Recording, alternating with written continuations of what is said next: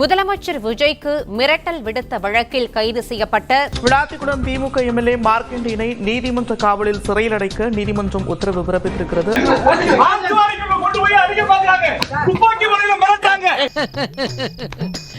என் மனசுல உள்ள பாரமே குறைஞ்சிருச்சு. துப்பாக்கி முனையில மிரட்டாங்க. Hey, I've seen this one. This is a classic.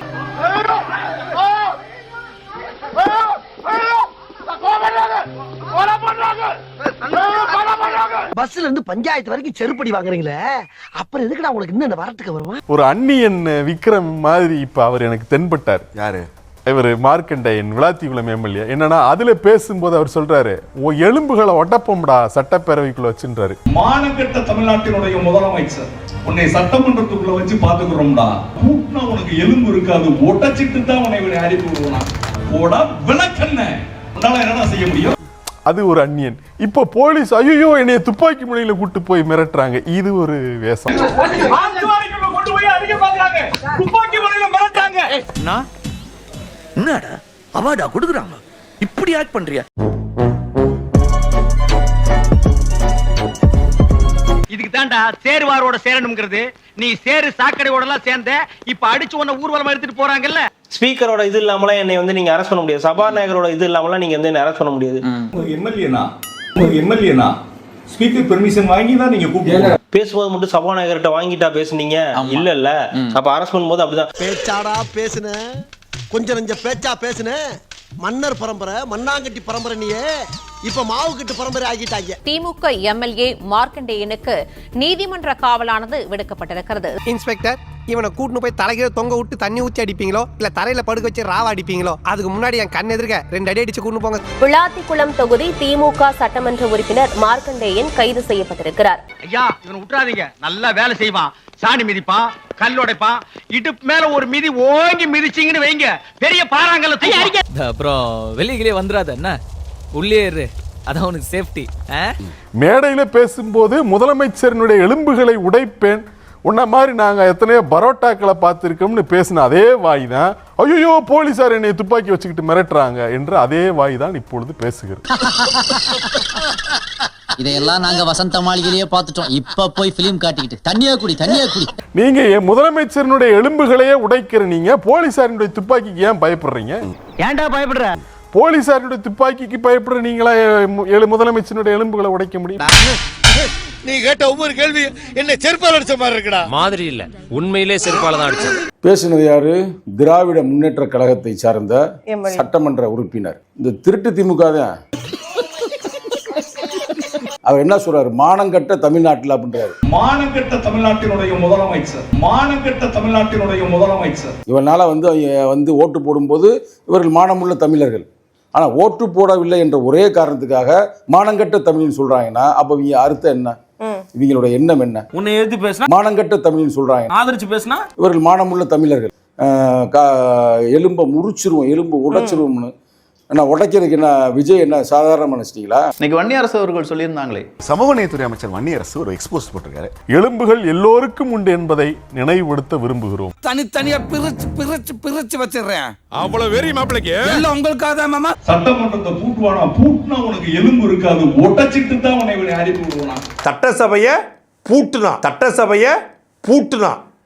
சட்டசபையை பூட்டுனா உன் எலும்பு உடைப்போன்றாரு. என் தலைவன் சிங்கம் வந்துட்டாடா, இவனை மட்டும் கார்கிலுக்கு ஒண்டி அனுப்புனா போகும்டா, பனிமலை எரிமலையா மாறும்டா. முதலமைச்சருடைய எலும்பு உடைப்புன்னு சொல்லிட்டாங்க. கொலை மிரட்டல் இது. பிணையில் வர முடியாத அளவுக்கு இல்ல, ஜாமீன்ல வர முடியாத அளவுக்கு வழக்குகள் பதிவு செய்து அதிரடியாக ஒரு சட்டமன்ற உறுப்பினர் கூட பார்க்காம என் மேல உனக்கு இவ்வளவு பாசமாடா? ஆமா மாஸ்டர். அவரை வந்து கைது பண்றாங்க. சட்டமன்றத்தில் வச்சு தமிழக முதல்வர் விஜய் அவர்களோட எலும்பு உடைச்சிருவனு திமுக எம்எல்ஏ மார்க்கண்டேயன் அப்படிங்கிற சொல்லியிருக்காரு. இதற்காக அவர் கைது பண்ணியிருக்காங்க. ஒருவேளை முதலமைச்சர் விஜய் அவர்கள் யாராவது தாக்க நினைச்சாங்கன்னா as per ரூல்ஸ் படி என்ன நடக்கும்னா,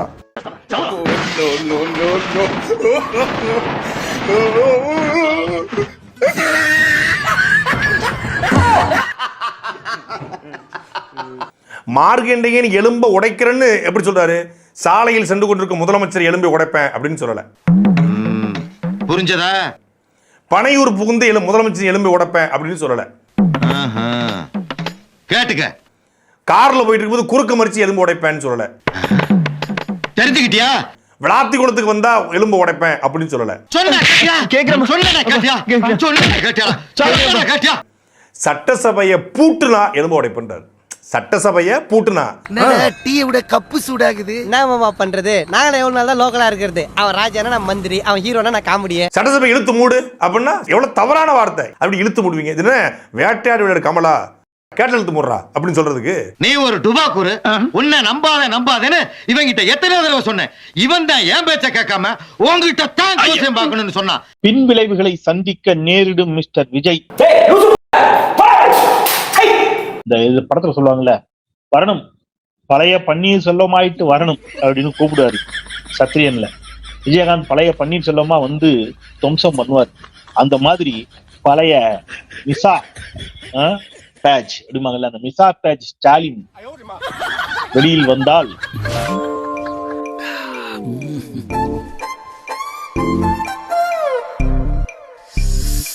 தாவேக்கா தாங்குமா அப்படின்னு தெரியல, விஜயால் தாக்கு பிடிக்க முடியுமான்னு தெரியல. அந்த ஸ்டாலின் இன்று மீண்டும் வந்திருக்கிறார்.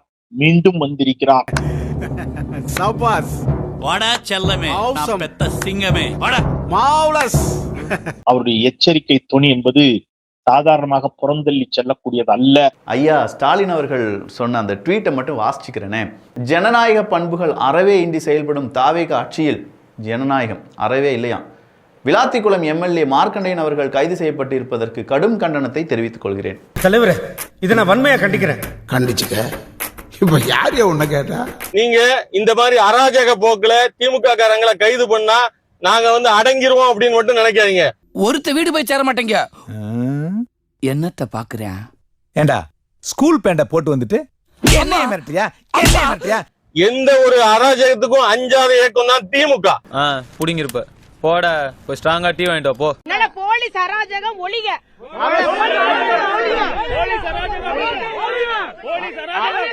ஆளுக்கு 50 ரூபா கோணாரங்கள்ல போய் சாப்பிட்டுக்குங்க. 50 50 50 50 பிடிங்க. போடல, அவரை விசாரிக்கல, ஒண்ணுமே பண்ணல. அப்ப அவங்களுக்கு வந்தா ரத்தம், எங்களுக்கு வந்தா தக்காளி சட்னியா? எலும்பு உடைப்பேன்றாங்க. ஒரு முதலமைச்சருடைய எலும்பு உடைப்பேன் சட்டமன்றத்துன்னு சொல்றவங்க எப்படிங்க ஓடுவீங்க? இல்ல எது தைரியத்துல இதெல்லாம் பேசுறாங்க? ஒரு சாமானியனுக்கு தெரியாதுன்னா பரவாயில்ல. தைரியம் இல்லைங்க, இவங்களுக்கு ஆத்திரம். இது தைரியம் கிடையாது. இவங்களுக்கு என்ன பண்றது தெரியல. க்ளூலெஸ். தன்னுடைய அரசியல் வாழ்க்கையே முடிஞ்சு போச்சு. ஓகே, திமுகவுடைய அரசியல் வாழ்க்கைய இனி எந்த காலத்துல அது வராது. இனி இந்த சூரியன் அஸ்தம்பிக்க வாய்ப்பே இல்லை. அந்த கோபம் தான் அது. அவ்வளவுதான், டைம் முடிஞ்சது. வா, நீங்க பரலோகம் எங்களை விட்டு பரலோகம் ராசா பரலோகம் போனிய பாயராசா. எதிர்க்கட்சிக்காரரை பார்த்து கேட்கிறேன், நாடா இல்ல காடா? அரசியல் நடத்துறியா அராஜகம் நடத்துறியா? இது ரொம்ப நாள் ஓடாது. அதிகபட்சமானா 4 மாசம் இந்த ஆட்சி இருக்கும். என்ன பண்ணா கட்சிக்காரன்? என்னையா தப்பு பண்ணா? எல்லாம் செய்யறேன்னு சொன்ன டிஎஸ்பி தான் இப்ப என்னை இடுப்ப பிடிச்சு இழுத்தது.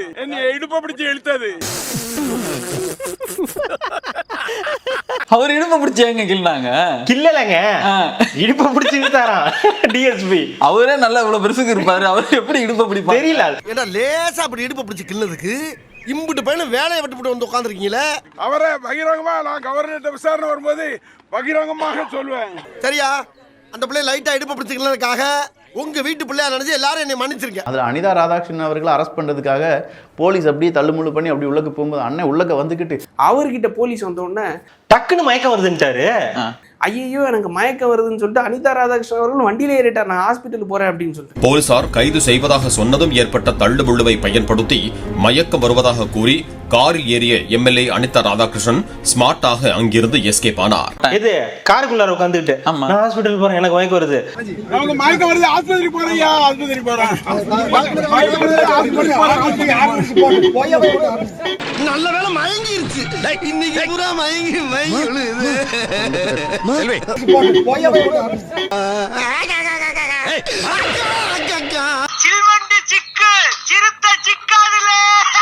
இதுக்கு சும்மா இவங்க முட்டு கொடுக்குறேன்னு ரோட்ல போராடிட்டு மயக்கம் வருதுன்னு ஓடி போயிடுறது. இதுக்கு கேட்டா சும்மா வரலடா திமுக காரன், சாதாரணமா வரலடா திமுக காரன், சுகர் மாத்திரையோட வந்தாண்டா திமுக காரன், சுகர் மாத்திரையை விட்டுட்டு வந்தாண்டா திமுக.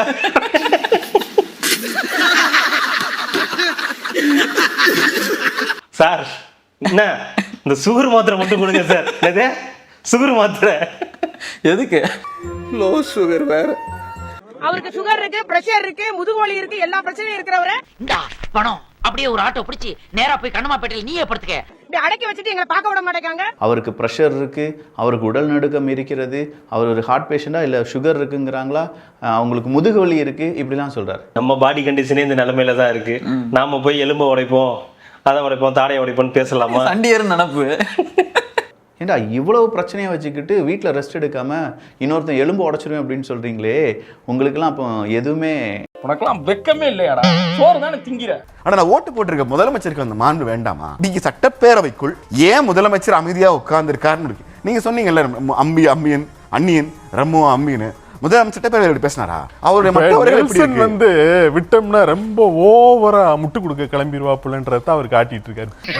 நல்லா காக்கா பொடி என்ன பிடிச்சாலும் அங்க ஒண்ணும் மசிய போறது இல்ல. அடிப்படையில முதலமைச்சருக்கு அக்கௌண்டபிலிட்டி வேணும்ங்கறத ஒரு எம்எல்ஏ எவ்வளவு கேவலமா முதலமைச்சரை பார்த்து எலும்பு உடைச்சிருவேன்னு சொல்றாரு. அரசியல் அத பேசுங்கன்னா என்னென்ன வந்து கதை சொல்லிட்டு இருக்காரு பாருங்க. என்னென்ன சொல்றோம் பாருங்க. கம்பி கட்டுற கதையெல்லாம் எழுத்து போடுறாங்க. தம்பி உங்களுக்கு எலும்பு இருக்கு அப்படின்னு சொன்னா அது எப்படி விடை?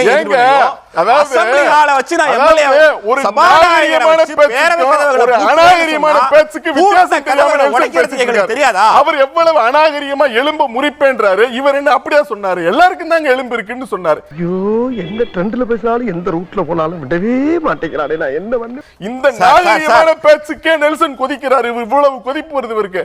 ஆனா அந்த எம்எல்ஏ முதலமைச்சரோட எலும்பை முறிப்பேன்னா அவர் அதுக்கு வந்து என்னென்ன சொல்லி வராரு பாருங்க. தொடங்கும் போது எப்படி வன்மத்தோட தொடங்குறாரு பாருங்க. வன்மங்களை உள்ள வச்சிருந்தா உனக்கும் கெடுதல் எங்களுக்கும் கெடுதல். சார் முதலமைச்சரோட எலும்பை எப்படி சார் உடைப்பாங்க? அடுத்து அவருடைய ஆசையை பாருங்க. அடுத்து அவருடைய ஆசையை பாருங்க எப்படி உடைப்பாங்க. அதை சொன்னா அவர்கிட்ட போய் கேளுங்க, விளாத்திக்குள்ள எம்எல்ஏ கிட்ட. ஒரு புதிய தலைமுறையோட மூத்த ஆசிரியர் விஜயன் ராமலிங்கம் அவர்கள் அண்மையில ஒரு அந்த ஆட்சிக்கு நெல்சன் வந்து மிக மோசமான தந்திரத்தை வந்து கையில் எடுக்கிறார் பாருங்க. இது என்ன பேசி என்ன புரியலனா? என்ன பேசிடல உங்களுக்கு? இவர் வந்து என்னன்னா இவர்கிட்ட வாதம் இல்ல. அது என்ன ஆனன்னே அதை திசை திருப்பி எவ்வளவு மோசமான ஒரு விஷயத்தை இங்க முன்னெடுத்து வர்றாரு பாருங்க நெல்சன். இது நம்ம இங்க பேசுறதுக்கான விஷயம் கிடையாது. நீ ரொம்ப ஓவரா போயிட்டு இருக்க. ரொம்ப ஓவரா போயிட்டு இருக்க. என் பொறுமைக்கு ஒரு அளவு இருக்கு. உன்னையெல்லாம் இறக்கப்பட்டு விட்டுட்டு இருக்கடா. அடிப்படையில் இந்த அரசு எல்லோரையும் பயமுறுத்த நினைக்கிறது. அது நெல்சனுக்கு பயமா இருக்கு. உருவாக்க நினைக்கிறாரு. நெல்சனுக்கு பயமா இருக்கு. திமுக காரங்களுக்கு பயமா இருக்கு. ஏன் அப்படி பேசுறீங்க? முறைகேடா? சட்டத்துக்கு புறம்பா ஏன் பேசுறீங்க?